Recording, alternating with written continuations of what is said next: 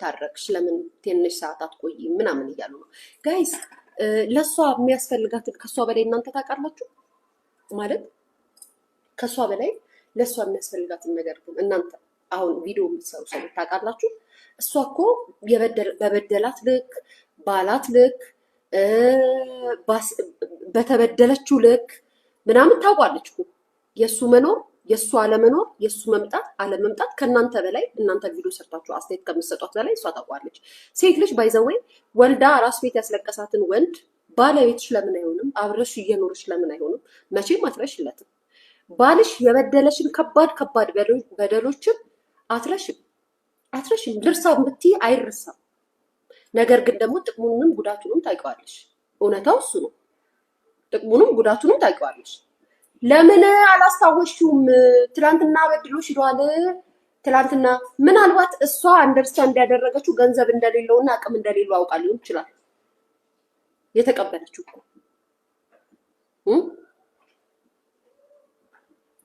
አቅም ገንዘብ እንደሌለው መርዳት እንደማይችል ያለበትን ችግር ስለምታውቅ ሊሆን ይችላል የተቀበለችው። ለምን ተቀበልሽ? ትንሽ በተዋለደ ሰው መሀል እንደዚህ ይባላል እንዴ ቤተሰብ? አዎ ሴት ልጅ ቻይ ምናምን የሚባለውን ይሄ የእናቶቻችን ይሄ አዝግ የሆነ ምክራቸውን አልቀበልም። በነገራችን ላይ ግን ደግሞ ይቅርታ በላይ የተቀበለችበት የሆነ ሪዝን አላት። ለምን አልሽ? ለምን ትንሽ አልተግደረደርሽ? መታረቁ ካልቀረ ምንድን ነው ደጅ ማስጠናቱ? ከነው ያለመታረቅ ነው ወይ ደግሞ ወደው ታርቀሽ መግባት ነው እንጂ የምን ከኩሌ ልከክልሽ መባባል ነው። አስለምነሻል። ለማን ነው ማለት ሰው ጎበዝ ምናምን እንዲላት ነው? እኔ አንዳንዴ ጋይስ ላይፍን በሶሻል ሚዲያ ላይ በሚሰጠው ኮሜንታተር በምትሉት ነገር ነው እንደ የሰው ልጅ ላይፍ የሚመራው? እናንተ በምትሰጡት ነው እንደ ሰው ህይወቱን የሚመራው? እኔ እኮ በጣም ነው የሚገርመኝ። ሰው የራሱን የሆነ ምርጫ መምረጥ አይችልም። ምክንያቱም ከመረጠ ልትሳደቡ ነው መጣችሁ ማለት ነው። በጣም ነው የምትገርሙት። አዎ በድሏታል። የበደላትን ግን በደሉንም ስትናገር ስታለቀስበው ማለት ነው አሳልፋ አልሰጠችውም። ስለሱ ጥሩነት ፍቅር እንዳለባት ነግራቸዋለች። ያ እንዴት አልታያችሁ? ያኛውን ፓርት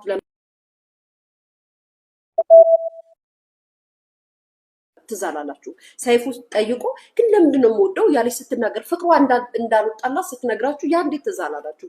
ፍቅሯ ያልወጣላትን ሴት የወለደችለትን ሴት ለምን ታረቅሽው?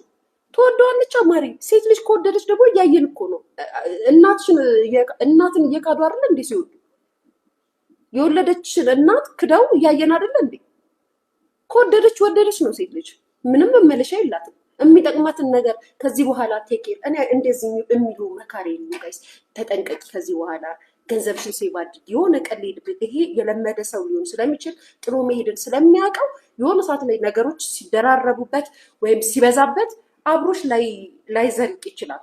ምክንያቱም መጀመሪያ ያኔ ከባዱ ሰዓት ላይ ነፍሰ ጡር ነሽ፣ እርጉዙ ነሽ ወይም ወልደሽለት ባዶ ቤት ላይ ጥሎሽ ሂዷልና ከዚህ በኋላ አንቺ ፍቅር ስላለሽ ነው እንጂ አብረሽው የምትኖሪው ገንዘብ ስታገኚ ገንዘቡን ሼር እያደረግሽ እንዳታጠፊ።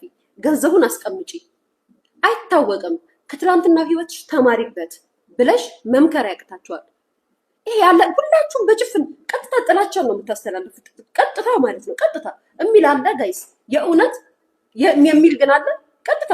አይ ትናንት እኮ እርጉዙ ነሽ ትዝ ይልሻል? አራስ ቤት ያኔ እርጉዙ ነሽ ልጅ ስትወልጂ አጠገብሽ አልነበረም። ጥሎሽ ድምፁን አጥፍቶ ጠፍቷል። ነገ ከሀገር ጥሎሽ ሊወጣ ይችላል የሆነ ነገር እስካለ ድረስ ብላ የምትመክር ሴት የለሽም። አዎ ትወጂዋለሽ። ኦኬ ልጅሽ አባት ስለሚያስፈልገው አብረሹ ትኖሪያለሽ፣ አብረሹ ታሳልፊያለሽ። ነገር ግን አንድ ነገር ልንገርሽ፣ የምታገኛቸውን በዚህ ሰዓት የምትሰሪያቸውን ገንዘቦች ለትዳሬ ለገለበል እያልሽ እንዳታጠፊ። ሴቭ አድርጊ። የሚጠቅምሽን ነገር አስቀምጪ። ነገ የሚመጣውን አይታወቅም። የራስሽን መቋቋሚያ ስሪ ያዥ የሚል የለም።